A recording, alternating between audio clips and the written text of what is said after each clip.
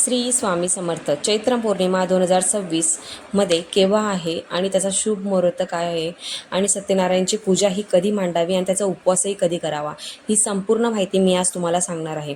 पंचांगानुसार 2026 साली चैत्र पौर्णिमा गुरुवार 2 एप्रिल रोजी साजरी केली जाईल.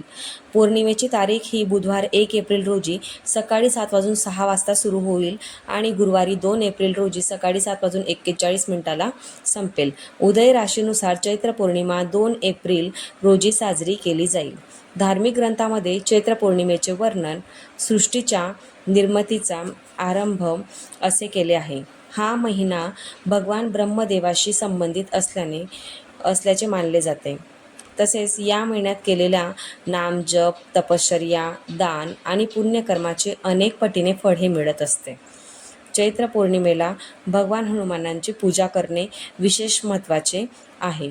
ते कलियुगातील जागृत देवता आहेत. ते आपल्या भक्तांचे दुःख दूर करतात आणि त्यांना धैर्य, बुद्धी, शक्तीही प्रदान करतात. या दिवशी भगवान विष्णूची पूजा करणे, सत्यनारायण व्रताची कथा म्हणणे आणि देवी लक्ष्मीची पूजा केल्याने सुख, शांती, समृद्धी प्राप्तही होत असते. रात्री दिवे लावल्याने नकारात्मक शक्तीही नष्ट होते आणि घरात सकारात्मक ऊर्जाही येत असते. पूजेची पद्धत: चैत्र पौर्णिमेला ब्रह्ममुहूर्तावर पहाटे लवकर उठून स्नान करावे.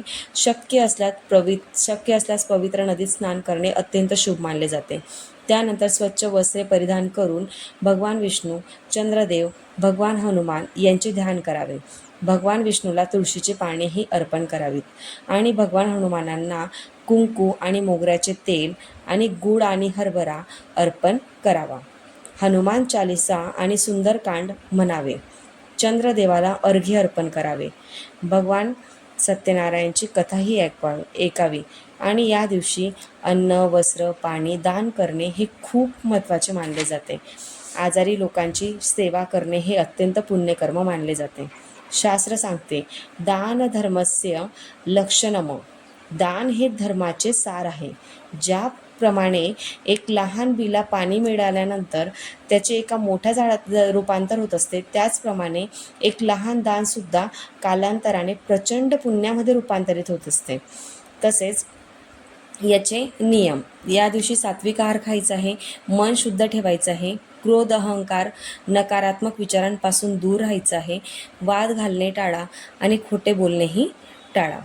खरं तर गरजूंना मदत करा. या दिवशी घरातील या ठिकाणी स्वस्तिक नक्की काढा. त्यामुळे तुमच्या घरात नकारात्मक ऊर्जाही येणार नाही. घरात प्रवेशासाठी करणारा सकाळी ब्रह्ममुहूर्ताला उठायचं आहे, स्नान करायची, देवपूजा करून दाराच्या उंबरट्यावर हळदीचं लेपन करायचं आणि त्यावर कुंकूने स्वस्तिक काढायचं आहे. दोन्ही साईडला कुंकूने स्वस्तिक काढायचं आहे. 2 दिवे लावायचे आहेत आणि त्याला हळदी, कुंकू आणि पुष्प हे अर्पण करायचं आहे आणि धूप दीप लावून नमस्कार करून सांगायचं आहे की माझ्या घरात कोणत्याही प्रकारची नकारात्मकता नको यायला. माझ्या घरात नेहमी सकारात्मक ऊर्जाही असावी. त्यानंतर तुम्ही तुमच्या दरवाजावरही स्वस्तिक काढू शकता. दरवाजावर स्वस्तिक काढायचा आणि तेथेही हळदी, कुंकू आणि अक्षदा अर्पण करायच्या. अक्षदा अर्पण करून आणि सांगायचं की माझ्या घरात नेहमी सकारात्मकता ही येऊ द्या. नंतर तुम्ही तुमच्या घरातील किचन असेल तिथे गॅस ठेवतात. गॅसच्या मागची जी स्टाईल असते किंवा खिडकी असेल त्याच्यावरही तुम्ही स्वस्तिक काढू शकतात. तेथेही तुम्ही स्वस्तिक काढायचं आहे आणि त्यावर हळदी, कुंकू, अक्षदा ही अर्पण करायची आहे आणि प्रार्थना करायची आहे की माझ्या घरात सदैव अन्नपूर्णेचा वास असू दे आणि माझं घर हे नेहमी धनधान्याने समृद्ध असू दे, अशी देवाला प्रार्थना करायची आहे. नंतर तुमच्या घरातील जी तिजोरी आहे, म्हणजे तुमच्या कपाटीत तुम्ही जे पण सहसा तर आपण पैसे ठेवतच नाही ऑनलाईन व्यवहार असल्यामुळे, त्यामुळे तुम्ही तुमच्या कपाटात जे काही कामाचे कागदपत्रे असतील तिथे त्या तिजोरीवरही स्वस्तिक काढायचं आहे आणि तिथे हळदी कुंकू अक्षदा अर्पण करायचं आहे. आणि देवाला प्रार्थना करायची आहे की माझ्या घरातील लक्ष्मी ही सदैव टिकून राहू दे, त्यात वाढ होऊ दे आणि ती सदैव स्थिर असू दे. अशा पद्धतीने तुम्ही प्रार्थना करायची आहे. आणि नंतर तुम्ही जिथे देवघर ठेवतात त्याच्या मागील भिंतीवरही तुम्ही छान स्वस्तिक काढायचं आहे. स्वस्तिक काढून त्यालाही हळदी कुंकू अक्षदा हे अर्पण करायचं आहे.